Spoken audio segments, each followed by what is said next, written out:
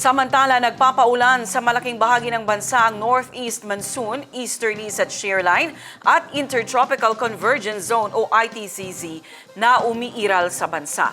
Samantala, wala namang nakikitang LPA o bagyo ang pag-asa sa loob at labas ng PAR. Ang ulat panahon mula kay Jen Garcia. Sa weather bulletin mula sa Pag-asa, makikita sa ating iWeather Center ang 4 na weather systems na nagdudulot ng pag-ulan sa bansa. Sa silagang bahagi ng Northern at Central Luzon, nararanasan ng pag-ulan bunsod ng shear line. Nagdudulot din ng maulang panahon ng amihan o Northeast Monsoon sa natitirang bahagi ng Northern at Central Luzon. Inaasahan naman ang maulang panahon sa katimugang bahagi ng Mindanao, dala ng Intertropical Convergence Zone o ITCZ. Habang easterlies naman ang nakakaapekto sa natitirang bahagi ng bansa.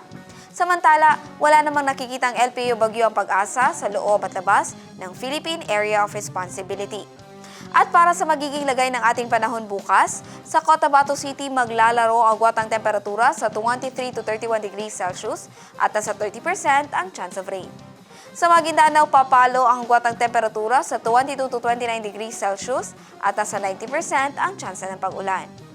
Sa Cotabato Province, maglalaro sa 23 to 31 degrees Celsius ang agwatang temperatura at 30% ang tsansang ulan.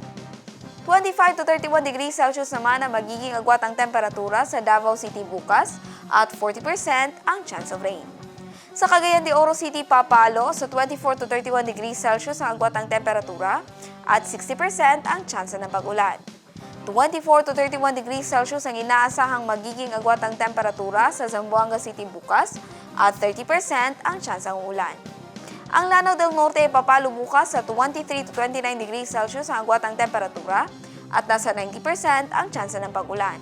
Habang sa Lanao del Sur naman ay makakaranas ng 22 to 28 degrees Celsius ang agwatang temperatura at nasa 40% ang chance of rain. Ang araw ay sumikat kaninang 6:14 ng umaga at lumubog ng 5:30 ng gabi. At yan ang latest mula sa ating iWeather Center.